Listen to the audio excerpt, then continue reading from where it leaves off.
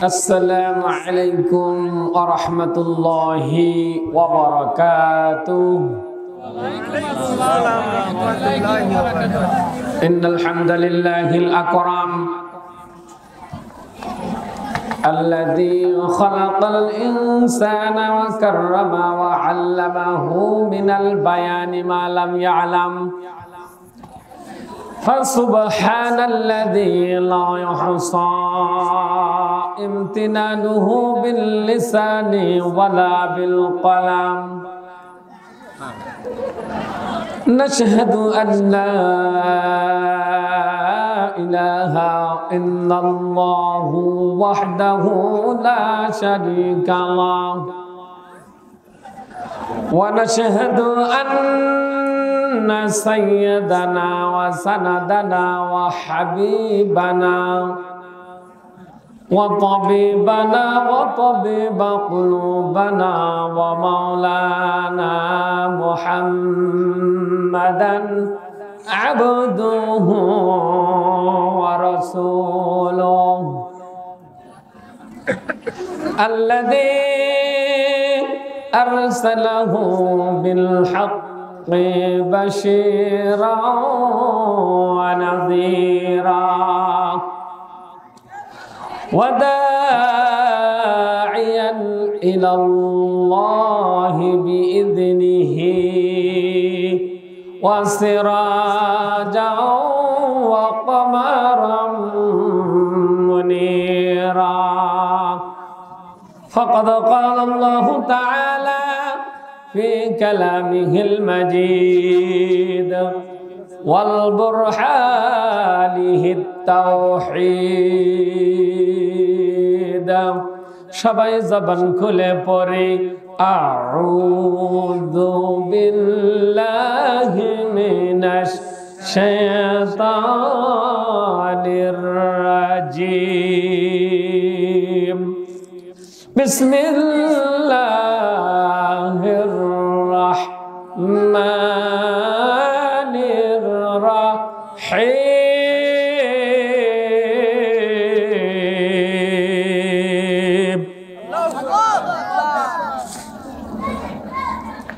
আল্লাহু আকবার জবান খুলে পড়েন আল্লাহু আকবার ওয়া ইযা কুরিআল কুরআনু ফাসতামি'ু লাহু ওয়া আনসিতু লাআল্লাকুম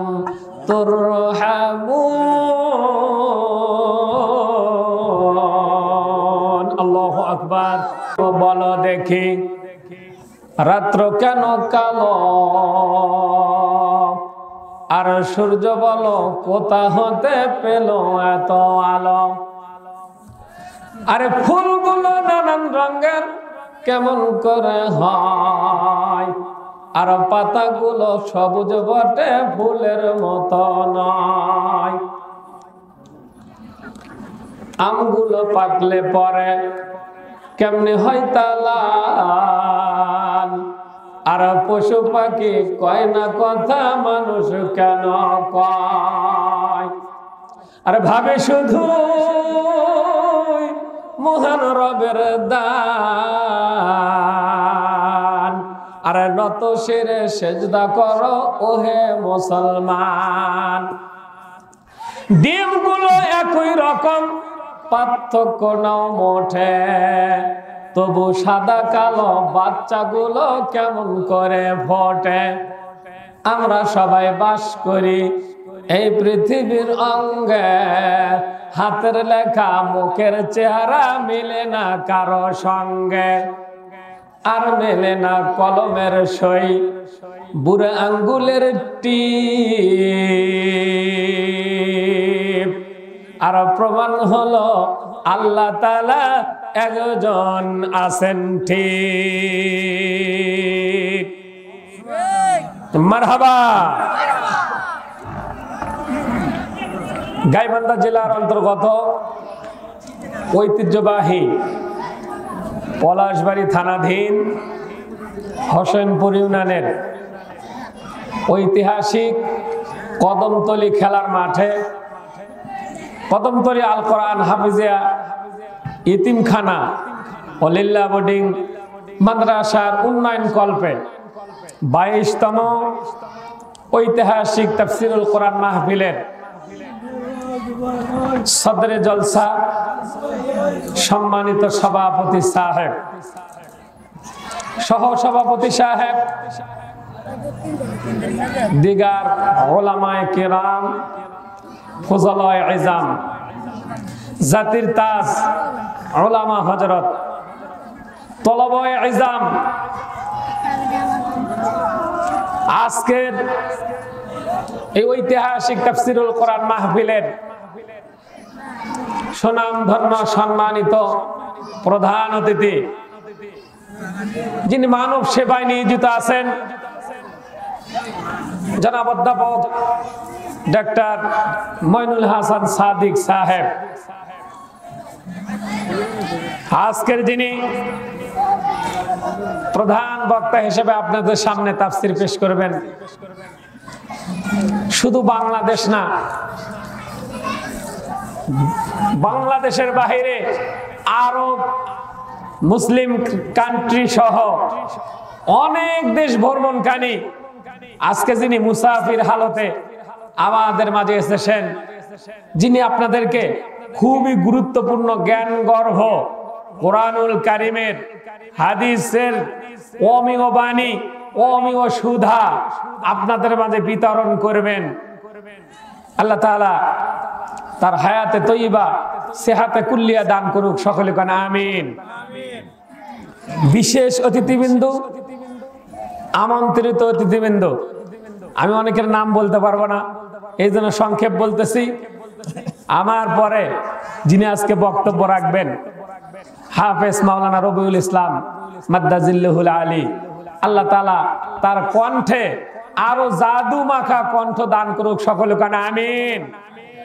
আসুন আমরা সকলেই পদ্মার আড়ালে পরলা সরলা সতী সাধবী সর্বগুণে গুণান্বিতা আমার মা ও বোনেরা, মঞ্চের সামনে উপবিষ্ট স্নেহের কচি কাঁচা বয়োজ্যেষ্ঠ মুরব্বিয়ানে ইজাম, যুবক বৃন্দ, সুপ্রিয় মিডিয়া ব্যক্তিত্ব, মিডিয়া কর্মীগণ, এই যান্ত্রিক যুগে, এই যান্ত্রিকের সাহায্যে এই আওয়াজ যতদূর কর্ণকুহরে পৌঁছাইতেছে, আসুন আমরা সকলে মিলে সে আল্লাহ সুবহানাহু ওয়া তাআলার দরবারে শুকর গুজার করছি যে আল্লাহ রাব্বুল আলামিন আমাদেরকে এই পার্ট অফ হেভেন, এই রিয়াজুল জান্নাহ, এই জান্নাতের বাগানে এসে বসার জন্য সুযোগ করে দিয়েছেন। কোরআনুল কারীম এবং নবী পাকের জবান হাদিস থেকে কিছু কথা বলা এবং শোনার জন্য সুযোগ করে দিতেছেন।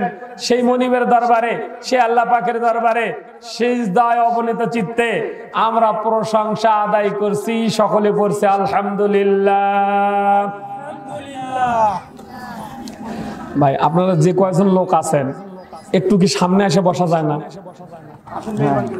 মনে হইতেছে রোয়া লাগাইছেন, মাঝে মাঝে খায়া গেছে, মাঝে মাঝে কি হয়েছে? কি বলেন? যে কয়েকজন আছেন একটু মেহেরবানি করে একটু সামনে এসে বসলে খুবই ভালো হবে, কোরআনের সৌন্দর্য বাড়বে, আল্লাহ তাআলা আপনাদের গুনাহগুলো মাফ করতেই থাকবে। কোন সুবহানাল্লাহ। সম্মানিত উপস্থিতি, আমরা আল্লাহ সুবহানাহু ওয়া তাআলার দরবারে শুকর গুজার করব, কেননা আল্লাহ রাব্বুল আলামিন আজ থেকে 1500 বছর পূর্বে জিবরাইলের মারফতে আমার হাবিবের উপর, আমার কান্ডারি রাসূলের উপর, মানবতার মুক্তির দূত, মানবতার কল্যাণের দূত, মানবতার শিক্ষকের উপর আল্লাহ রাব্বুল আলামিন একখানা গ্রন্থ নাজিল করে সেই গ্রন্থের মধ্যে আল্লাহ রাব্বুল আলামিন জানায়া দিলেন, ও দুনিয়ার মানুষেরা, তোমরা যারা আমি আল্লাহ রাব্বুল আলামিনের নিয়ামত রাজি পাওয়ার পর শুকর গুজার করবা, আমি আল্লাহ রাব্বুল আলামিন তোমাদের জন্য নিয়ামতগুলো বাড়াইতেই থাকবো। বলেন আলহামদুলিল্লাহ। আল্লাহ রাব্বুল আলামিন বলেছেন, লা ইন শাকারতুম লাযীদান্নাকুম ওয়ালাইন কাফারতুম ইন্না আযাবি লাশাদীদ।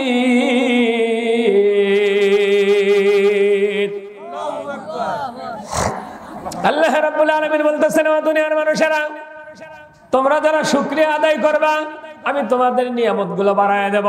পক্ষান্তরে যারা আমি আল্লাহ রাব্বুল আলামিনের নিয়ামত পাওয়ার পর আমার শুকরিয়া আদায় করবে না, অশুকরগুজার করবা না, শুকরগুজার বান্দা রূপে তোমরা পরিণত হয়ে যাবা, তাদের জন্য আমি আল্লাহ রাব্বুল আলামিন নিয়ামতগুলো ছিনায় নেব, শক্ত আযাব আর গজব দিয়ে তোমাদেরকে ধ্বংস করে দেব। কন্যা নাউযুবিল্লাহ। কথাটা কার? একটু জোরে বলতে হবে, কার? সে আল্লাহ রাব্বুল আলামিন বলতেছেন, তোমরা যদি নিয়ামত পাওয়ার পর শুকরিয়া আদায় করো, নিয়ামতের গুলো আরো বাড়ায় দেব। একটা মানুষের জন্য সবচেয়ে বড় নিয়ামত হলো সুস্থতা। বলেন তো কি? সবচাইতে বড় নিয়ামত হলো সুস্থতা। যদি সুস্থ একটা দেহ, সুস্থ একটা বডি, সুস্থ একটা ব্রেন যদি আপনার আমার না থাকে, কোনো আমল করা সম্ভব। এই জন্য আমরা যারা এখানে বসেছি, আমরা সুস্থ না অসুস্থ? যে কয়জন আছেন জোরে বলতে হবে, সুস্থ না অসুস্থ? যদি আমরা সুস্থ থেকে থাকি, তাহলে আমাদের অন্তরের অন্তরস্থল থেকে মুহাব্বতে কণ্ঠের সঙ্গে কণ্ঠের মিল রেখে একতাবদ্ধ ভাবে হৃদয়ে নিংড়ানো প্রশংসা আদায় করছি, পড়ছি আলহামদুলিল্লাহ। দরুদ ও সালাম আশরাফুল আম্বিয়া, নূরে মুজাসসাম, সরওয়ায়ে কায়নাত, যাকে আল্লাহ রাব্বুল আলামিন এমনই একটি যুগে, এমনই একটি সময়ে দুনিয়াতে প্রেরণ করেছিলেন, যে সময়টাকে বলা হয় আলেমে জাহিলিয়াতের যুগ, মানে মূর্খতার যুগ। এমন রূপে পৌঁছে গিয়েছিল যে গোত্রে গোত্রে মারামারি, গোত্রে গোত্রে হানাহানি। ওই সময়ে আল্লাহ রাব্বুল আলামিন এই পথ ভোলা মানুষদেরকে পথের দিশা দেওয়ার জন্য, পথ ভোলা মানুষদেরকে সঠিক পথে নিয়ে আসার জন্য আল্লাহ রাব্বুল আলামিন একটা কোরআন নামক মশাল দিয়ে, কিতাব দিয়ে আল্লাহ রাব্বুল আলামিন তার হাবিবকে দুনিয়াতে প্রেরণ করেছিলেন। সেই রাসূলের শানে বিনয় অবনীত চিত্তে ছোট্ট একটি দরুদ ও সালাম পেশ করছি। আমরা সকলেই পড়ে নিচ্ছি সাল্লাল্লাহু আলাইহি ওয়াসাল্লাম। বলেন বলেন, মুহাব্বত বলেন, আবার বলেন। এই মন খুলে যদি আমরা দরুদ না পড়তে পারি, কোন দোয়া, আমাদের কোন আমল আল্লাহর দরবারে কবুল হবে? সম্মানিত বাবাজিরা আমার, আমরা যখন সালাত আদায় করার উদ্দেশ্যে, নামাজ পড়ার উদ্দেশ্যে মসজিদের মধ্যে প্রবেশ করি, সর্বপ্রথম ডান পাকে দিয়ে আমরা একটা দোয়া পড়ি, আল্লাহুম্মা ইফতাহলি আবওয়াবা রাহমাতিক। বলেন মারহাবা। এই দোয়াটার অর্থ হলো, আয় আমার আল্লাহ, আয় আমার রব, আয় আমার প্রভু, আমার জন্য তোমার রহমতের সব দরজাগুলো খুলে দাও। বলেন মারহাবা। তো আল্লাহ রহমতের দরজা খুলে দিল, এখন রহমত কোথায় পাওয়া যাবে? আল্লাহ বলছেন, যারা আমার হাবিবের প্রতি একবার দরুদ পড়বে, বলেন তো কয়বার? ফালাহু আশরু আমসালিহা। আমি আল্লাহ রাব্বুল আলামিন তাদের উপরে 10-10টি রহমত নাজিল করব। কোন সুবহানাল্লাহ। তেজন্য যত দরুদ পড়বেন তত 10-10 নেকি। একে 10, 10-এ 100, 100-তে 1000। বলেন মারহাবা। আল্লাহ বলতেছেন, আমার হাবিবের প্রতি তোমরা দরুদ পড়তেই থাকো, আর আমার রহমতগুলো তোমরা লুফে নিতেই থাকো। বলেন মারহাবা। এই জন্য আসুন, আমরা শুকরিয়া আদায় করেছি, দরুদ ও সালাম পেশ করেছি। কার উপরে? রসুলের উপরে। কারণ আজকের যে তাফসীরুল কোরআন মাহফিল, এটা রসুলের মাদ্রাসার জন্য। কার জন্য? রসুল বলছে তার পাক জবানে, আল মসজিদু বাইতুল্লাহ, আল মাদ্রাসাতু বাইতি। আল্লাহ আল্লাহ রাব্বুল আলামিন তার হাবিবের মাধ্যমে জানায় দিয়েছে, ও দুনিয়ার মানুষেরা, মসজিদ হলো আল্লাহ পাকের ঘর, আর মাদ্রাসা হলো আল্লাহ রাসূল তার নিজের দিকে আঙ্গুল দিয়ে নিসবতি নিজের দিকে আঙ্গুল দিয়ে ইশারা করে বলেছিল, এই মাদ্রাসাটা হলো আমি রাসূলের ঘর। বলেন মারহাবা। কার ঘর? কার ঘর? জোরে বলতে হবে, কার ঘর? এই রাসূলের শান মান কেমন, এই রাসূলের মর্যাদা কেমন, আর এই কোরআনুল কারীমের মর্যাদা কেমন, কোরআনুল কারীমের বরকত কেমন, আমি শুধু এতটুকু আলোচনা আজকে আপনাদের সামনে পেশ করতে যাব ইনশাআল্লাহ। এই কোরআনুল কারীমের শান মান কেমন এবং রাসূল সাল্লাল্লাহু আলাইহি সাল্লামের শান মান মর্যাদা কেমন। আল্লাহর রাসূল হিজরত করে নাই। কি করে নাই? সকলকে একটু বলতে হবে। হিজরত মক্কা মুকাররমায় অবস্থান করছে। ওই সময়ে কোরআনুল কারীমের দাওয়াত নিয়ে, কিসের দাওয়াত নিয়ে? কোরআনুল কারীমের দাওয়াত নিয়ে চারজন সাহাবা বাংলার জমিনে এসেছে। বলেন মারহাবা। কয়জন সাহাবা? জোরে বলতে হবে, কয়জন? জোর হলো না, জোরসে মারো। আর কিছুদিন পরে নির্বাচন আসতেছে, আপনাদের বলানের কি আছে? ঠিক না ঠিক?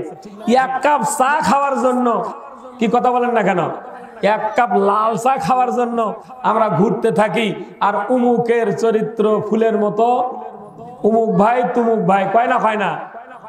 কথা কন না কেন? সম্মানিত বাবাজিরা আমার, এই চারজন সাহাবার নাম হলো আবু ওয়াক্কাস। একজনের নাম হলো আবু ওয়াক্কাস, 2 নম্বর নাম হলো ওয়াহাব ইবনে আব্দ মালিক, 3 নম্বর হলো কাসিম ইবনে হুযায়ফা, 4 নম্বর হলো উরওয়া ইবনে সাসা। বলেন মারহাবা। কয়জন বলেন তো, কয়জন? এই চারজন সাহাবী এই কোরআনুল কারীমের দাওয়াত নিয়ে এই আমাদের এই ভূখণ্ডে এসেছিলেন। 2 জন সাহাবী এই বাংলার জমিনে এখনো ঘুমাইতেছে, আর 2 জন সাহাবী কান থেকে প্রস্থান করে সুদূর চীন দেশে চলে গিয়েছে কোরআনের দাওয়াত নিয়ে। বলেন মারহাবা। তো সেই কোরআনুল কারীমের মাদ্রাসার জন্য আজকে মাহফিল। কিসের জন্য মাহফিল? কথা বলেন, কিসের জন্য? এই 4 জন সাহাবী স্বপ্নে দেখে। কি দেখে? একটু কথা বলতে হবে। কি দেখে? স্বপ্নে দেখে আল্লাহর রাসূল কান্দে, আল্লাহর রাসূলের চোখ বেয়ে গিয়ে গাল বেয়ে পানি পড়ে। স্বপ্নে এই সাহাবারা বলতেছে, ইয়া রাসূলুল্লাহ, ইয়া হাবিবাল্লাহ, আপনি কান্দেন কেন? বলতেছে, এই বাংলার মুসলমান আমার মানে শেষ নবীর উম্মত, আমার হাবিবের উম্মত, তারা হবে সরল সোজা উম্মত, আমি তাদের কথা ভেবে ভেবে কান্না করতেছি। বলেন মারহাবা। আল্লাহ রাসূল আমাদেরকে কেমন ভালোবাসতেন, আর কি নবী আমরা পাইলাম, কিন্তু আমরা তার মর্যাদা এখনো বুঝলাম। কথা বলেন, ঠিক না ঠিক? এই 4 জন সাহাবী, 2 জন চলে গেলেন আর 2 জন থাকলেন। যারা কোরআনুল কারীমের জন্য জীবন বিলায় দেয় তারা তো মরে না। আমার মন বলে, আমার মন সাক্ষী দেয়, এই 2 জনের লাশ আজও পর্যন্ত কি হয় নাই, পচে নাই, মাটি খাইতে পারে নাই। কারণ বলছেন, বাল আহয়াউন ইনদা রাব্বিহিম ইরযাকুন।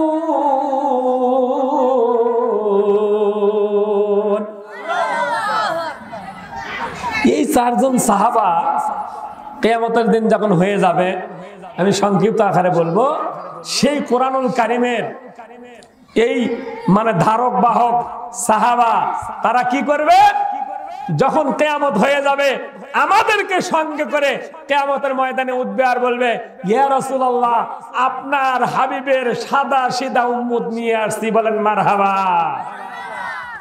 সম্মানিত বাবাজিরা আমার, এই কোরআনুল কারীম, এই কোরআনুল কারীমের খুবই মর্যাদা, খুবই দাম গো বাবাজিরা আমার, সম্মানিত বাবাজিরা আমার, এই কোরআনুল কারীম দিয়ে যদি একটা রাষ্ট্র গঠন করা যায়, তার রং কেমন হবে, তার রূপ কেমন হবে, তার রূপরেখা কেমন হবে, আমি একটু ধারণা দিয়ে আপনাদের মাঝ থেকে আজকে বিদায় নিয়ে যাব। এই কোরআনুল কারীমের মধ্যে বাবা আল্লাহ রাব্বুল আলামিন বলেছেন তিবয়ানাল লিকুল্লি শাই, বলেন মারহাবা।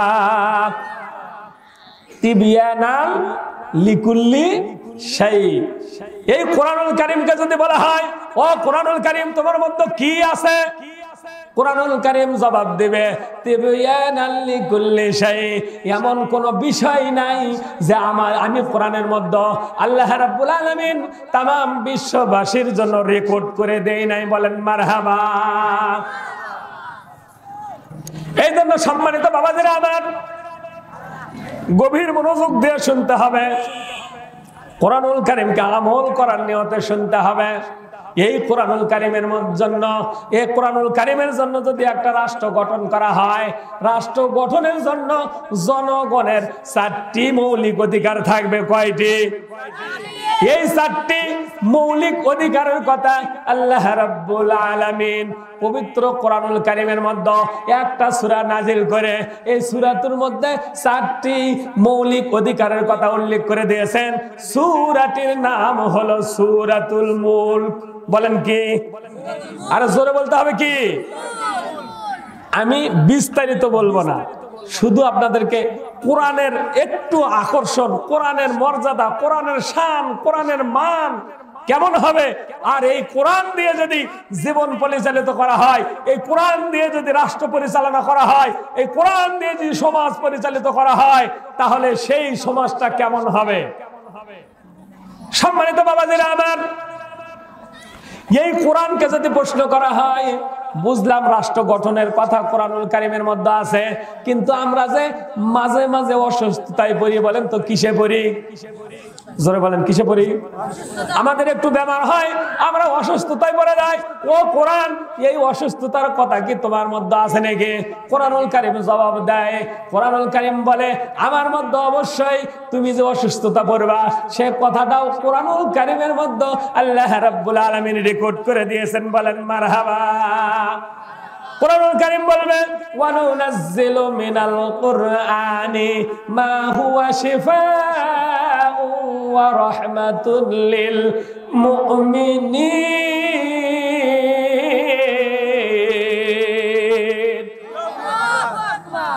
এই কোরআনুল কারীম বলতেছে শুধু নাই তা নয়, যারা মুমিন, যারা বিশ্বাসী, আল্লাহ রাব্বুল আলামিন তাদের জন্য এই কোরআনুল কারীমটা একটা মেডিসিন, ঔষধ স্বরূপ দুনিয়াতে প্রেরণ করেছে। বলেন মারহাবা। কি করেছে? মেডিসিন, মেডিসিন, ঔষধ। এই কোরআনুল কারীম আমাদের জন্য একটা কি ঔষধ, একটা মেডিসিন রূপে আল্লাহ রাব্বুল আলামিন পাঠাইছে। কার জন্য? সবার জন্য না, যারা বিশ্বাসী, যারা। কারণ তাই যদি না হবে, আজকে এই সুন্দর, কত সুন্দর প্যান্ডেল সাজাইলেন, কিন্তু লোক নাই। কি নাই? কয়টা জিনিস লাগে? 3টা। একটা হলো উদ্যোক্তা, আর একটা হলো বক্তা, আর একটা হলো শ্রোতা। আর একটা কি বলেন? উদ্যোক্তার কোনো কি নাই, কমতি নাই। বক্তারও কোনো কি নাই, কমতি নাই। কমতি আসে কিসে? কারণ এই শ্রোতারা কোরআনুল কারীমকে বোঝে নাই, কোরআনুল কারীমের মর্যাদা বোঝে নাই। যদি বুঝতো, এখানে এসে বসার জন্য মারামারি লাগতো, কার আগে কে বসবে, সে কি করতো? প্রতিযোগিতা চলতো। বলেন আল্লাহু আকবার। সম্মানিত বাবাজিরা আমার, আল্লাহর রাসূল হিজরত করে মদিনায় যখন চলে গেলেন, আল্লাহর রাসূলের একজন সাহাবী ছিল, নাম হলো আব্দুর রহমান ইবনে আউফ। নাম কি বলেন? বলেন। আব্দুর রহমান ইবনে আউফ। 2টা নাম আল্লাহ পাকের কাছে সবচাইতে প্রিয়, সবচাইতে পছন্দনীয়। 1 নম্বর হলো আব্দুর রহমান, 2 নম্বর হলো আব্দুল্লাহ। আল্লাহু আকবার বলবেন না? মারহাবা বলবেন না? সুবহানাল্লাহ বলবেন না? কয়টা নাম পছন্দ? একটা আব্দুর রহমান, আর একটা হলো আব্দুল্লাহ। সেই আব্দুর রহমান ইবনে আউফ, আউফের পুত্র আব্দুর রহমান, তিনি কি করলেন? আল্লাহ রসুল যখন হিজরত করে মদিনায় চলে গেলেন, আল্লাহ রসুলের বিয়োগে, আল্লাহ রসুলের ব্যথায় তিনি আর টিকতে পারলেন না মক্কায়। তিনি অস্থির হয়ে গেলেন, কখন আল্লাহ রসুলের সাথে মিলিত হবে, তার সাথে মোলাকাত করবে, তার সাথে দেখা করবে। এই ভেবে ভেবে সে চিন্তা করতে লাগলো, কিভাবে আমি মক্কা ছেড়ে মদিনায় পাড়ি জমাইব। বলেন আল্লাহু আকবার। কারণ আল্লাহ রসুলকে সাহাবারা তাদের প্রাণের চাইতে, তাদের পিতা মাতার চাইতে, তাদের সম্পদের চাইতে সব চাইতে বেশি ভালোবাসত। এই আব্দুর রহমান ইবনে আউফ সম্ভ্রান্ত একটা গোত্রের লোক ছিল, একটা পাঞ্জাবি, একদিনের বেশি 2 দিন পরে নাই। সব চাইতে দামি দামি সুগন্ধ ব্যবহার করত, সব চাইতে দামি পারফিউম ব্যবহার করত। এই আব্দুর রহমান ইবনে আউফ যখন বের হলেন আল্লাহ রসুলের সাথে দেখা করার জন্য, প্রতিমধ্য কাফেরেরা বাধা দিয়ে তাকে ধরে ওই দারুন নাদুয়া আবু জেহেলের, বলেন তো কার? আবু জেহেলের সংসদের নাম ছিল হলো দারুন নাদুয়া। ওই সংসদে নিয়ে হাজির করলো, তার টাকা পয়সা গুলো ছিনে নেওয়া হইলো, তার কাপড় চোপড় গুলো কিনে নেওয়া হইলো। তাকে এক কথায় নিঃস্ব করে একটা ঘরের মধ্যে আবদ্ধ করে রাখা হলো। একটা ঘরের মধ্যে কি করা হলো? আব্দুর রহমান ইবনে আউফ আল্লাহর রসুলের চিন্তা করতে করতে করতে করতে টাকা পয়সার মায়া বাদ দিয়ে দিলেন, কাপড় চোপড়ের মায়া বাদ দিয়ে দিলেন, নিজের মানে শরীরের, নিজের আত্মার কথা বাদ দিয়ে দিলেন। সে কি করলেন? রাতের অন্ধকারে ওই যেই ঘরে তাকে আবদ্ধ করে আটকায় রাখা হয়েছিল, ওই ঘর থেকে সে কোনো মতে পালাইয়া আল্লাহর রসুলের সাথে দেখা করার জন্য মদিনার দিকে রওনা করে দিল। বলেন মারহাবা।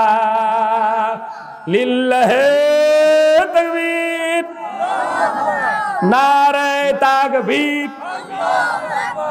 আল্লাহ কোরআনের আলো, আল হাদিসের আলো, কোরআন হাদিসের আলো, সংসদে জালো, নারে তাকবীর। সম্মানিত বাবাজিরা আমার, এই আব্দুর রহমান ইবনে আউফ যখন এই দারুন নাদুয়া থেকে ছাড়া পেয়ে গেলেন, আল্লাহ রসুলের সাথে দেখা করার জন্য চলে যাইতেছে। প্রতিমধ্যে অনেক দূর রাস্তা, সংক্ষিপ্ত আকারে আমি বলতেছি, খাওয়া নাই, ঘুম নাই, এক কথায় যানবাহন নাই যাওয়ার জন্য পায়ে হেঁটে হেঁটে মক্কা থেকে মদিনার পথে রওনা দিয়েছে। অনেক লম্বা চওড়া একটা রাস্তা বাবাজিরা আমার। সংক্ষিপ্ত আকারে বলতেছি, আল্লাহর রাসূল জনাবে মুহাম্মদুর রাসূলুল্লাহ সাল্লাল্লাহু আলাইহি ওয়াসাল্লাম মসজিদে নববীতে ফজরের নামাজ আদায় করার পর ওই যে মুসল্লিদের দিকে ঘুরায়া বসেছে। সুবহানাল্লাহ। খান কার দিকে? কার দিকে? সবাই কোন কার দিকে? ফজরের নামাজের পরে মুসল্লির দিকে ঘুরে বসেছে। ঘুরে বসে বসতেই নজর করে দেখে ওই যে মসজিদের নববীর একটা কর্নারে একজন লোক 2টা হাঁটুর মধ্যে মাথা দিয়ে বসে আছে। কি আছে? আল্লাহ রসুল দাঁড়ায় গেলেন, দাঁড়ায় বলতেছে, কে গো ওটা? ওটা আমার আব্দুর রহমান ইবনে আউফ নাকি? বলেন মারহাবা। আল্লাহ রসুল বলতেছে, ওই যে কর্নারে কাকে দেখা যায়? এটা আমার আব্দুর রহমান না? বলেন মারহাবা। আল্লাহ রসুল বলতেছে, আমার আব্দুর রহমান। এটা কিন্তু চারটিখানি কথা না। আল্লাহ রসুল যদি কাউকে সার্টিফাই করে তার জন্য জাহান্নামের আগুন হারাম, জান্নাত ওয়াজিব। বলেন মারহাবা। সম্মানিত বাবাজিরা আমার, আল্লাহর রসুল যখন বললেন, খুব কষ্ট করে আব্দুর রহমান ইবনে আউফ কি করলেন? মাথাটা উঠাইলেন। মাথাটা উঠায় বলতেছে, লাব্বাইকা লাব্বাইকা ইয়া রাসূলুল্লাহ, আপনার কদমে আমার জীবন কুরবান হোক। বলেন মারহাবা। আমি আপনার আব্দুর রহমান। আল্লাহ রসুল বলতেছে তোমার এই অবস্থা কেন? বলতেছে ইয়া রাসূলুল্লাহ, ইয়া হাবিবাল্লাহ, আপনি যখন মক্কা ছেড়ে মদিনায় হিজরত করলেন, আমি আর আপনার বিয়োগ ব্যথা সহ্য করতে পারলাম না। আপনার দেখা করার জন্য, আপনার মোবারক মানে চেহারা দেখার জন্য, আপনার এক মুহূর্ত আপনার দিকে তাকানোর জন্য আমি আর বাড়িতে থাকতে পারি নাই। আমি বাড়ি ঘর ছেড়ে, আমি আমার ছেলে মেয়ে স্ত্রী পুত্র সব কিছু ছেড়ে, টাকা পয়সা ছেড়ে আমি আপনার সাথে দেখা করার জন্য রওনা করেছি। প্রতিমধ্যে আবু জেহেলের লোকেরা আমাকে ধরে নিয়ে গিয়েছে। আবু জেহেলের লোকেরা আমাকে ধরে নিয়ে গিয়ে একটা ঘরের মধ্যে আবদ্ধ করে রেখেছে। আমি কোনো মতে সেখান থেকে পালায়া টাকা পয়সা ছেড়ে আমি হাঁটতে হাঁটতে আপনার সাথে দেখা করতে এসেছি। ইয়া রাসূলুল্লাহ, কয়েকদিন যাবত আমার খাওয়া নাই, কয়েকদিন যাবত ঘুম নাই। ইয়া রাসূলুল্লাহ, ইয়া হাবিবাল্লাহ, আপনার চেহারা দেখা মাত্র আমি কয়েকদিনের ক্ষুধার জ্বালা নিবারণ হয়ে গেছে, মিটে গেছে। বলেন আলহামদুলিল্লাহ। আল্লাহ রসুল মদিনার সাহাবীদেরকে বলল, ও সাহাবীরা, তোমরা একটু আব্দুর রহমানকে আসার জন্য রাস্তা করে দাও। আব্দুর রহমান দাঁড়ায় গেলেন, ঠিক মতো হাঁটতে পারে না, ক্ষুধার যন্ত্রণায় সে ঠিক মতো খাড়া হতে পারে না। সে কি করতেছে? আস্তে আস্তে আসতেছে। আল্লাহ রসুল আর সহ্য করতে পারলেন না। আল্লাহ রসুল আগায় দাঁড়া আব্দুর রহমান ইবনে আউফকে জড়ায় ধরেছে। আব্দুর রহমান ইবনে আউফ আল্লাহ রসুলের বুকের মধ্যে মাথা দিয়ে কান্না দিয়ে আল্লাহর রাসূলের বুক ভিজায় দিতেছে আর বলতেছে, ইয়া রাসূলুল্লাহ, ইয়া হাবিবাল্লাহ, জীবনে কারো সাথে দুটো কথা বলি নাই, জীবনে কাউকে কটু কথা বলি নাই, জীবনে কাউকে গালি দেই নাই, জীবনে কারো সাথে খারাপ আচরণ করি নাই, কেন আমার সাথে এমন আচরণ হয়ে গেল? আল্লাহর রাসূল বলতেছে, ও আব্দুর রহমান ইবনে আউফ, তুমি কি সেই আব্দুর রহমান না যে একটা পাঞ্জাবি একদিনের বেশি তুমি পরিধান করতে না, সব চাইতে দামি দামি পারফিউম তুমি ব্যবহার করতে? তোমার এই অবস্থা কেন? আব্দুর রহমান ইবনে আউফ বলতেছে, ইয়া রাসূলুল্লাহ, ইয়া হাবিবাল্লাহ, এখনো যদি আমি মক্কায় অবস্থান করতাম, তারপরেও কাফেররা আমাকে কিছুই বলতো না, আমি আনন্দে ভোগ বিলাসে জীবন কাটায় দিতে পারতাম। এই জন্য এই কদমতলী এলাকার মা বোনেরা, কদমতলী এলাকার বাবাজিরা, কদমতলী এলাকার যুবকেরা, কদমতলী এলাকার শিশু কিশোররা, দিলের কান লাগায় শোনো গো বাবাজিরা, একটা কথাই তোমাদের জীবনকে পাল্টা দিতে পারে। আব্দুর রহমান ইবনে আউফ বলতেছে, আমি যদি এখনো মক্কায় থাকতাম, তাদের সাথে মিলেমিশে থাকতাম, আমার কোনো সমস্যাই হতো না, আমি আনন্দে, আমি ভোগ বিলাসে জীবনটা কাটায় দিতে পারতাম। এই জন্য আমি বলতে চাই, পথ কুণ্ঠ কাঠিন্য, ইসলামের পথ কাটা বিছানো, ইসলামের পথ বিস্তৃত নয়, ইসলামের পথ হলো সংকীর্ণ। এই জন্য এই সামনে ইসলামের পথের জন্য, ইসলামের জন্য এই কুণ্ঠ কাঠিন্য, এই কোরআনকে বিজয়ী করার জন্য, এই কোরআনকে সংসদে পাঠানোর জন্য যদি আমাদের জান মাল জীবন দিতে হয়, কে কে হাজির রাজি আছেন? দুহাত তুলে আমার আল্লাহরে দেখান, বলেন নারে তাকবীর, নারে তাকবীর। কোরআন হাদিসের আলো সংসদে জালো, তোমার নেতা আমার নেতা বিশ্বনবী মুস্তাফা, তোমার নেতা, নারে তাকবীর। সম্মানিত বাবাজিরা আমার, আমি বলতে শুরু করছিলাম, এই কোরআনুল কারীম দিয়ে যদি কারো জীবন পরিচালিত হয়, কারো রাষ্ট্র, কারো পরিবার যদি পরিচালিত হয়, রান্নাঘর থেকে সংসদ পর্যন্ত যদি পরিচালিত হয়, তাহলে কি কি সুযোগ সুবিধা থাকতে পারে। সম্মানিত বাবাজিরা আমার, কোরআনকে যখন প্রশ্ন করেছিল, ও কোরআন, তোমার মধ্যে অসুখ বিসুখের কথা আছে নাকি? মনে আছে? কোরআন বলছে, ওয়ানুনাজ্জিলু মিনাল কুরআনি মা হুয়া শিফাউ ওয়া রাহমাতুল লিল মুমিনিন। বলেন মারহাবা। কোরআন বলেছে শুধু এটাই না, all everything subject include of the holy Quran, এমন কোন বিষয় নাই যে আল্লাহ তাআলা পবিত্র কোরআনুল কারীমের মধ্যে বর্ণনা করে দেয় নাই। বলেন মারহাবা। এই কোরআনুল কারীমের রাষ্ট্র গঠনের জন্য একটা নীতিমালা আল্লাহ রাব্বুল আলামিন কোরআনুল কারীমের মধ্যে একটা সূরার মধ্যে নাজিল করে 183টা পয়েন্ট ওই সূরার মধ্যে আল্লাহ তাআলা বর্ণনা করে দিয়েছেন। 183টা পয়েন্টে একটা রাষ্ট্র চলবে। এই সূরাটির নাম হলো সূরাতুল ফুরকান। বলেন মারহাবা। এই সূরার নাম কি? সূরাতুল, কথা বলেন না কেন? সূরাতুল ফুরকান। এই সূরাতুল ফুরকানের মধ্যে আমি যেহেতু এটা মিডিয়াতে যাচ্ছে, ইউটিউবে যাচ্ছে, আমি আপনাদের এই কদমতলী এই আল কোরআন হাফিজিয়া মাদ্রাসা এতিমখানার উন্নয়ন কল্পে যে তাফসিরুল কোরআন মাহফিল হচ্ছে, এখান থেকে আমাদের এই ডক্টর ইউনূস অন্তর্বর্তীকালীন সরকারের যিনি প্রধান আছেন তেনাকে আমি উদাত্তভাবে আহ্বান জানাবো, আপনি একটা রাষ্ট্র কেমন করে গঠন করতে হয় সূরা ফুরকানে আল্লাহ রাব্বুল আলামিন 183টি পয়েন্ট দিয়েছেন যে কোরআনুল কারীম দিয়ে একটা রাষ্ট্র কেমনে করে পরিচালনা হবে। বলেন মারহাবা। সম্মানিত বাবাজিরা আমার, এই কোরআনকে যদি বলা হয় বুঝলাম 183টা পয়েন্ট দিয়ে কি করবে, কোরআনুল কারীম দিয়ে একটা রাষ্ট্র গঠন করা যাবে, কিন্তু জনগণের কথা এই কোরআনের মধ্যে আছে কিনা বলেন, শোনার দরকার আছে না নাই? জনগণের কথা এই কোরআনুল কারীমের মধ্যে আছে কিনা? কোরআনুল কারীম তখন জবাব দিয়ে দেয়, শুধু নাই তা নয়, জনগণ 11 ভাবে এই কোরআনুল কারীমের মানে রাষ্ট্র যেখানে কি হবে গঠন হয়ে যাবে, 11টা দাবি তারা কি করতে পারবে, উপস্থাপন করতে পারবে।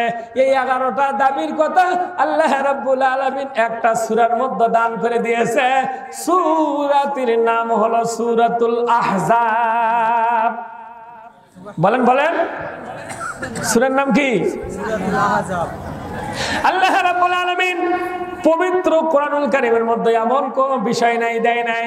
কোরআনকে আবার বলা হবে, ও কোরআন বুঝলাম জনগণের কথা আছে, জনগণের দাবিও আছে, তাহলে এখন বলো তো এই কোরআনুল কারীম তোমার মধ্যে, এই কোরআনুল কারীমের মধ্যে কোন শহরের কথা আছে নাকি? নগর, মহানগর, রাজধানী, কি বলেন, আছে না নাই? এগুলো কথা আছে নাকি? কোরআনুল কারীম তখন বলে দেয় যে হ্যাঁ হ্যাঁ কোরআনুল কারীমের মধ্যে আছে। কোরআনুল কারীমের একটা কি হবে, মহানগর কেমনে করে হবে, আল্লাহ রাব্বুল আলামিন একটা সূরার মধ্যে জানায় দিয়েছে। সূরাতের নাম হলো সূরাতুল বালাদ। সূরাতুল বালাদ। এই বালাদ সূরার মধ্যে আল্লাহ রাব্বুল আলামিন নগর কেমনে হবে এই বালাদের মধ্যে আল্লাহ রাব্বুল আলামিন বলে দিয়েছেন। আর একটা সূরা আছে সূরাতুস সাবা, এই সাবার মধ্যে আল্লাহ রাব্বুল আলামিন বলে দিয়েছেন এই নগর মহানগর একটা করে মানে ডিস্ট্রিক্ট কেমন হবে।